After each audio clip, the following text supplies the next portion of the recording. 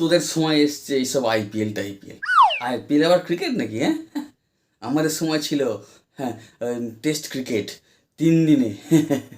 3 দিন ধরে 3 দিন ধরে ব্যাটসম্যানরা চেষ্টা করতো যেন বলকে উইকেটের থেকে দূরে রাখা যায়। আর এখন আরে ব্যাট আর বলের মধ্যে যে একটা সম্পর্ক রয়েছে, ব্যাট বল, ব্যাট আর বলের মধ্যে যে সুসম্পর্ক রয়েছে, তারা যে কাছাকাছি থাকতে চায়, সেটাই আজকালকার প্লেয়াররা মানেই না।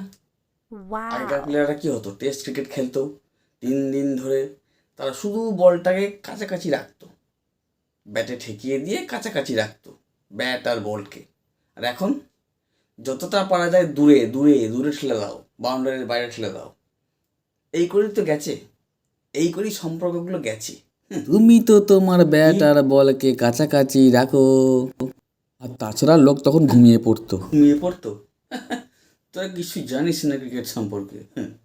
তোদের এখনকার সব এসব 3 দিন ধরে খেলতে পারবে? কি যে বলিস, তুমি যে কি বলো দাদু, কিছুই বুঝে ওঠা যায় না। দাদু? কে দাদু? তুমি। আমি দাদু? কি কি বলছিস তুই?